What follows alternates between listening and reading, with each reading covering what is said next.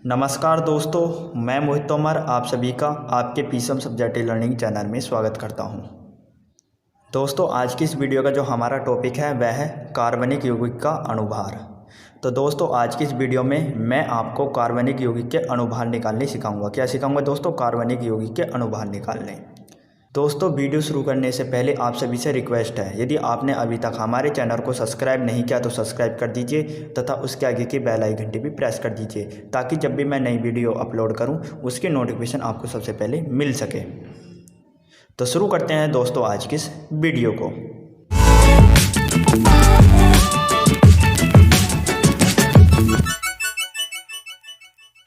दोस्तों, कार्बनिक यौगिक के अणुभार निकालने के लिए आपको पहले तत्वों के परमाणु भार पता होने चाहिए, क्योंकि दोस्तों जब तक आपको तत्वों के परमाणु भार याद नहीं होंगे तब तक आप कार्बनिक यौगिक के अणुभार नहीं ज्ञात कर सकते। तो दोस्तों, हमारा पहला काम है कि हमें पहले तत्वों के परमाणु भार याद रखने हैं। अब दोस्तों, आप सभी तत्वों के परमाणु भार तो याद नहीं कर सकते, तो दोस्तों आपको क्या करना, आपको महत्वपूर्ण तत्वों के परमाणु भार याद रखने हैं। अब दोस्तों, वह कौन कौन से महत्वपूर्ण तत्व हैं जिनके आपको परमाणु भार याद रखने हैं। तो दोस्तों, हमारा पहला तत्व है Na। क्या है दोस्तों? Na, जिसका परमाणु भार होता है 23। क्या होता है दोस्तों? 23। दोस्तों, हमारा दूसरा तत्व है हाइड्रोजन। क्या है दोस्तों? हाइड्रोजन, जिसका परमाणु भार होता है 1। कितना होता है दोस्तों? 1। दोस्तों, हमारा तीसरा तत्व है O, ऑक्सीजन, जिसका परमाणु भार कितना होता है दोस्तों? 16 होता है। कितना होता है दोस्तों? 16 होता है। दोस्तों, चौथा तत्व है हमारा S, जिसका परमाणु भार होता है 32। कितना होता है दोस्तों? 32। दोस्तों, हमारा पांचवा तत्व है K, जिसका परमाणु भार होता है 39। कितना होता है दोस्तों? 39। दोस्तों, हमारा छठा तत्व है Ca, जिसका परमाणु भार होता है 40। कितना होता है दोस्तों? 40।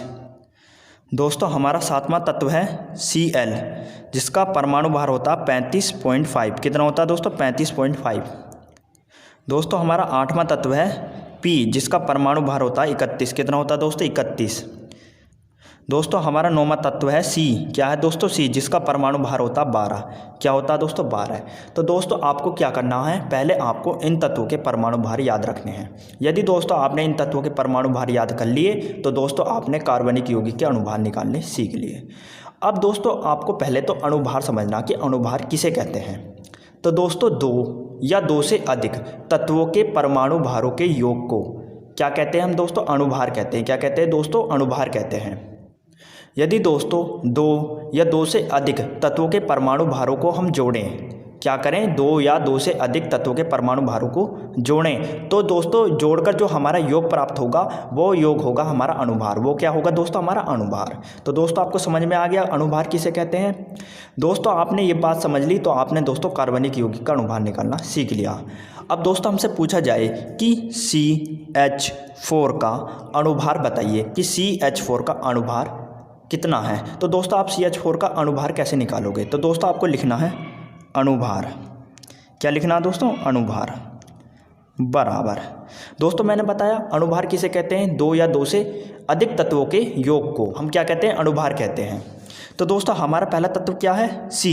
तो C का परमाणु भार क्या होता है दोस्तों? 12। तो हम क्या करेंगे? 12 प्लस। अब दोस्तों, हमारा दूसरा तत्व क्या है? हाइड्रोजन। तो दोस्तों, हाइड्रोजन का परमाणु भार क्या होता है? 1। कितना होता है दोस्तों? 1। अब दोस्तों देखिए, यहाँ हाइड्रोजन 1 नहीं है, यहाँ हाइड्रोजन 4 है, क्योंकि ये H4 है। तो दोस्तों हम क्या करेंगे, जो एक हमारा ये परमाणु भार है ना, इस 1 में 4 की गुणा कर देंगे, क्योंकि दोस्तों हमारे पास हाइड्रोजन कितने? 4 हैं। 12 प्लस 4 एकम 4, 12 4 16। तो दोस्तों मेरा CH4 का अणुभार कितना आया? 16 आया। कितना आया दोस्तों? 16। तो CH4 का अणुभार कितना होता? 16 होता है। दोस्तों, इसी प्रकार हमसे पूछा जाए कि COOH का अणुभार बताइए कि COOH का अणुभार कितना होता। तो दोस्तों आप कैसे निकालोगे COOH का अणुभार? तो दोस्तों आपको लिखना अणुभार। क्या लिखना दोस्तों? अणुभार बराबर। अब दोस्तों मैंने बताया नहीं कि 2 या 2 से अधिक तत्वों के परमाणु भारों का योग हमारा अणुभार कहलाता है। तो दोस्तों हमारा पहला तत्व क्या है? C है। तो C का परमाणु भार कितना होता है दोस्तों? C का परमाणु भार होता है 12। कितना होता है दोस्तों? 12। तो मैं क्या करूँगा? मैं 12 जोड़ दूंगा प्लस। दोस्तों हमारा दूसरा तत्व क्या है? O, तो O का परमाणु भार कितना होता है दोस्तों? O का परमाणु भार होता 16 है, तो मैं क्या करूँगा, मैं 16 जोड़ दूंगा। प्लस दोस्तों हमारा तीसरा तत्व क्या है? O, तो O का परमाणु भार कितना होता है? तो दोस्तों O का परमाणु भार होता 16, तो मैं क्या करूँगा, मैं 16 जोड़ दूंगा। चौथा तत्व क्या है दोस्तों? हमारा हाइड्रोजन। हाइड्रोजन का परमाणु भार क्या होता है? 1। क्या होता है दोस्तों? 1, तो मैं 1 जोड़ दूंगा। अब दोस्तों मुझे क्या करना है, मुझे 12, 16, 16, 1 को जोड़ना है। तब 12 और 1 13, 16 16 32, 3 2 5, 3 और 1 4। तो दोस्तों मेरा COOH का अणुभार कितना आ गया? 45 आ गया। कितना आ गया दोस्तों? 45। तो दोस्तों 45 क्या मेरा COOH का अणुभार है। क्या है दोस्तों? COOH का अणुभार। दोस्तों इसी प्रकार हमसे पूछा जाए कि CH3OH का अणुभार बताइए कि CH3OH का अणुभार कितना है। तो दोस्तों आप CH3OH का अणुभार कैसे निकालोगे? तो दोस्तों आपको लिखना अणुभार। क्या लिखना दोस्तों? अणुभार बराबर। तो दोस्तों देखिए हमारा पहला तत्व क्या है? C, तो C का परमाणु भार क्या होता है? तो दोस्तों C का परमाणु भार होता है 12। कितना होता है दोस्तों? 12। तो मैं क्या करूँगा, मैं 12 जोड़ दूंगा। प्लस दोस्तों हमारा दूसरा तत्व क्या है? हाइड्रोजन H, तो H का परमाणु भार कितना होता है दोस्तों? H का परमाणु भार होता है 1। कितना होता है दोस्तों? 1। तो मैं क्या करूँगा, मैं 1 जोड़ दूंगा। परंतु दोस्तों देखिए यहाँ हमारे हाइड्रोजन 3 है, H3 है यहाँ, तो दोस्तों मैं क्या करूँगा, मैं इस 1 में 3 की गुणा कर दूंगा, क्योंकि मेरे पास हाइड्रोजन 3 है, H 3 है, इसलिए मुझे 1 में 3 की गुणा करनी है। अब दोस्तों देखिए तीसरा तत्व क्या हमारा दोस्तों? ऑक्सीजन O, तो O का परमाणु भार क्या होता है दोस्तों? O का परमाणु भार होता 16, तो मैं क्या करूँगा, मैं 16 जोड़ दूंगा। अब दोस्तों चौथा तत्व क्या हमारा दोस्तों? चौथा तत्व है हाइड्रोजन H, तो H का परमाणु भार क्या होता है दोस्तों? 1। कितना होता है? 1। तो मैं क्या करूँगा, मैं 1 जोड़ दूंगा। 12 प्लस 3 एकम 3, 16 प्लस का 1।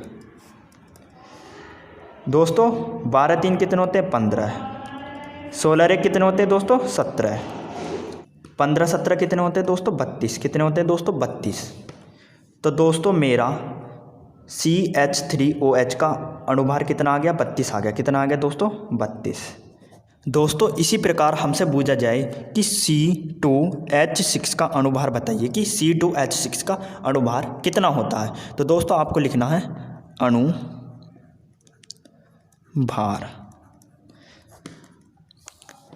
तो दोस्तों देखिए C का परमाणु भार क्या होता है? तो C का परमाणु भार होता है दोस्तों 12। कितना होता है? 12। परंतु दोस्तों यहाँ C 2 है, C कितने हैं? 2, क्योंकि यहाँ C2 है। तो दोस्तों मैं क्या करूँगा, मैं इस 12 में 2 की गुणा कर दूंगा। प्लस दोस्तों मेरा दूसरा तत्व क्या है? मेरा दूसरा तत्व है H, हाइड्रोजन। तो हाइड्रोजन का परमाणु भार कितना होता है? 1 होता है। कितना होता है? 1। अब दोस्तों देखिए हाइड्रोजन 1 नहीं है, यहाँ हाइड्रोजन 6 है, H6 है यहाँ। तो दोस्तों मैं क्या करूँगा, मैं इस 1 में 6 की गुणा कर दूंगा। 12 दूनी दोस्तों 24, 6 एकम 6, 24 6 कितने हो गए दोस्तों? 30। कितने हो गए दोस्तों? 30। तो दोस्तों मेरा C2H6 का अणुभार कितना आ गया? 30 आ गया। कितना आ गया दोस्तों? 30। तो दोस्तों मेरे C2H6 का अणुभार कितना होता है? 30 होता है। कितना होता है दोस्तों? 30 होता है। दोस्तों इसी प्रकार हमसे पूछा जाए कि C2H5OH का अणुभार बताइए कि C2H5OH का अणुभार कितना होता है। तो दोस्तों आप C2H5OH का अणुभार कैसे निकालोगे? तो दोस्तों आपको लिखना अणुभार बराबर।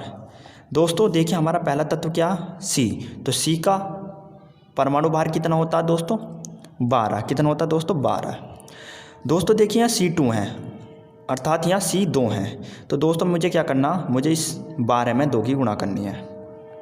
प्लस दोस्तों मेरा दूसरा तत्व क्या है? H, जिसे हम हाइड्रोजन कहते हैं। तो हाइड्रोजन का परमाणु भार कितना होता है? 1 होता है। परंतु दोस्तों यहाँ H1 नहीं है, यहाँ H5 है। कितने हैं दोस्तों? 5। तो मैं क्या करूँगा, मैं इस 1 में 5 की गुणा कर दूँगा। प्लस दोस्तों मेरा तीसरा तत्व क्या है? O, तो O का परमाणु भार क्या होता है? तो दोस्तों O का परमाणु भार होता है मेरा 16। कितना होता है दोस्तों? 16। प्लस चौथा तत्व कौन सा है? मेरा चौथा तत्व है H हाइड्रोजन, जिसका परमाणु भार होता है 1। कितना होता है दोस्तों परमाणु भार 1। अब दोस्तों मैं क्या करूँगा, मैं अब इनकी गुणा कर दूँगा, तो 12 दूनी 24, 5 एकम 5, 16 एक 17। दोस्तों 24 5 कितने होते हैं 29 प्लस 17, 29 17 कितने होते हैं दोस्तों 46। कितने होते हैं 46 46। तो दोस्तों C2H5OH का अणुभार कितना होता है 46 होता है। कितना होता है दोस्तों 46 46। तो दोस्तों आपको समझ में आ गया कि C2H5 बॉन्ड OH का अणुभार कैसे आपको निकालना है। तो दोस्तों C2H5OH का अणुभार कितना है 46 है। तो दोस्तों आपको समझ में आ गया होगा कि C2H5 बॉन्ड OH का अणुभार कैसे निकालते हैं। तो दोस्तों सेम इसी प्रकार से आपको कार्बनिक यौगिक के अणुभार निकालने हैं। क्या करने हैं दोस्तों, कार्बनिक यौगिक के अणुभार निकालने हैं। दोस्तों वीडियो पसंद आई है तो वीडियो को लाइक कीजिए तथा चैनल को सब्सक्राइब करके बेल आइकन घंटी प्रेस कर दीजिए, ताकि जब भी मैं नई वीडियो अपलोड करूं उसकी नोटिफिकेशन आपको सबसे पहले मिल सके। और दोस्तों इस वीडियो को अपने दोस्तों के साथ जरूर शेयर कीजिए, ताकि वे भी कार्बनिक यौगिक के अणुभार निकालने सीख सकें। तो दोस्तों आपका हमारी वीडियो देखने का बहुत बहुत